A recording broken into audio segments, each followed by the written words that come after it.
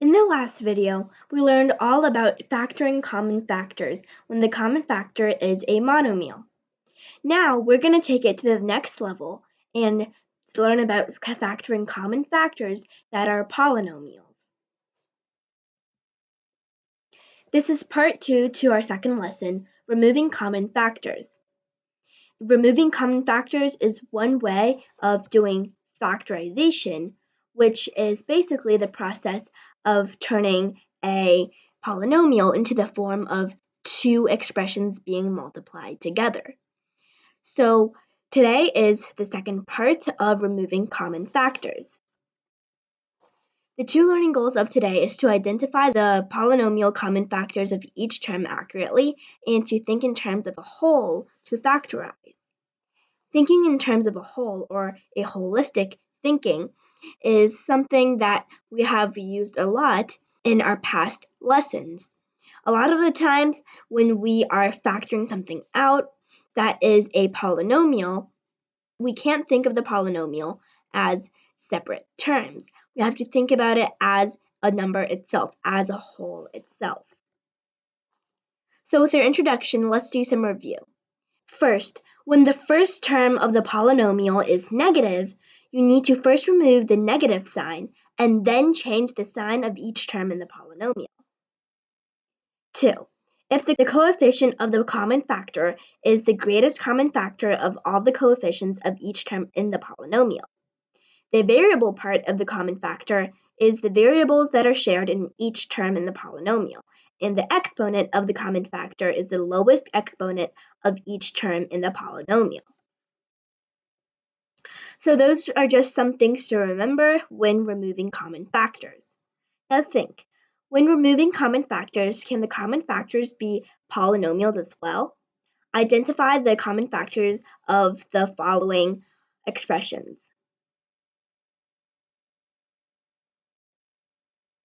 After looking at each of these expressions, you'll see that their common factors contain polynomials.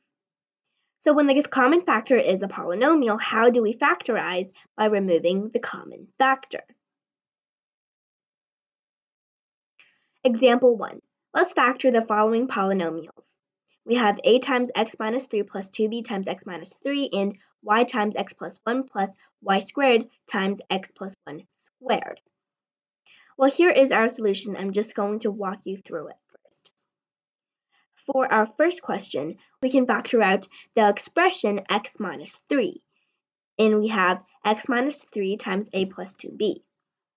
And for the second one, we can turn it into y times x plus 1 times 1 plus xy plus 1. So here is our conclusion. The common factor of a polynomial can either be a monomial or a polynomial. Thinking in terms of a whole is a commonly used and important way of thinking in mathematics. Here, how did we use thinking in terms of a whole to help us solve this problem? Instead of factoring out x and the negative 3 separately, we chose to think of x minus 3 as a whole expression, and we thought of it as one unit when we performed this transformation.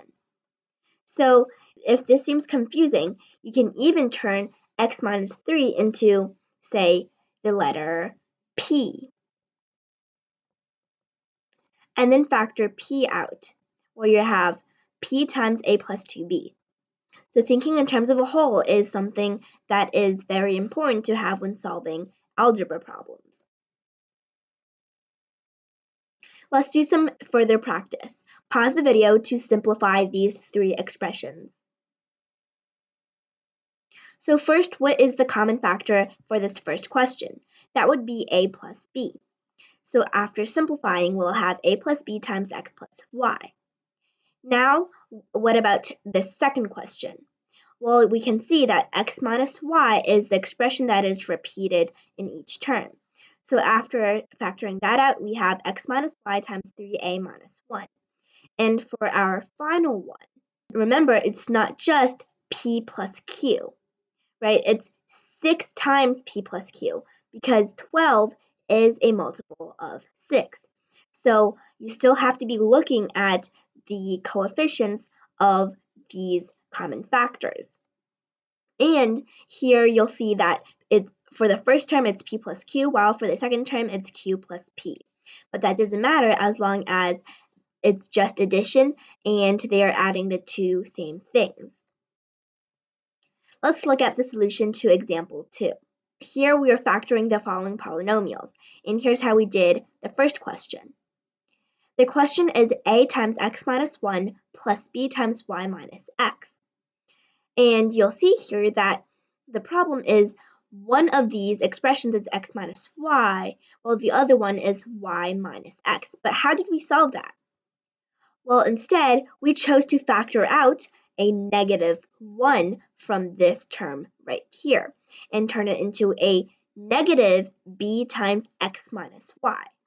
So by changing the sign of b from positive into negative, we could switch the order of y and x into x and y. So then after removing x minus y, the expression out, we have x minus y times a minus b. Now I want you to pause the video and try to solve this next expression on your own. Okay, so again, we need to first find the common factor. Let's first look at the coefficient part. 12 and 6 have a greatest common factor of 6, so we know that part of the common factor would be 6. Now we have m minus n cubed and n minus m squared. So we know that the exponent part must be a 2 or squared because that is the lowest index out of these two terms. But what about the expression part? Well, just like this previous problem, when we see that the order of m and n, these two variables, are different, we can factor out a negative 1 and change minus 12 into positive 12. So again, holistic thinking. But now here is our solution for the second one. As you can see here, negative 12 times n minus m squared is the same as negative 12 times m minus n squared.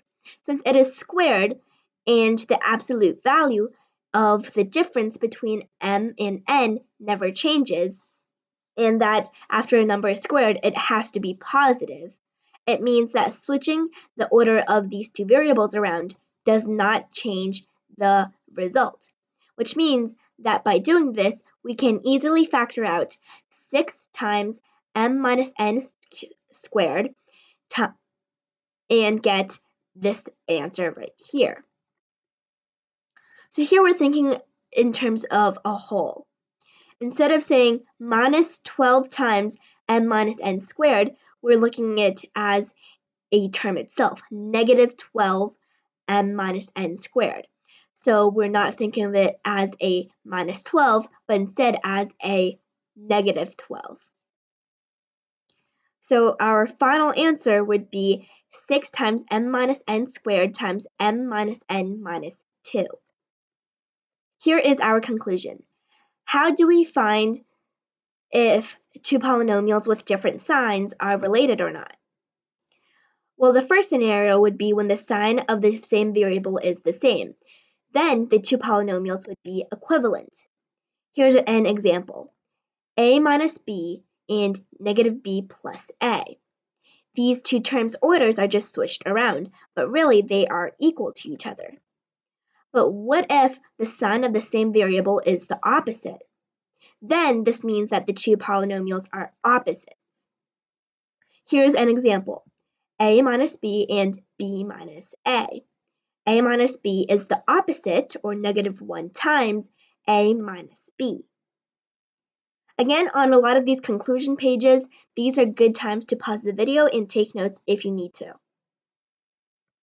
Moving on, from this we can observe the pattern that a minus b and negative a plus b are opposites, and that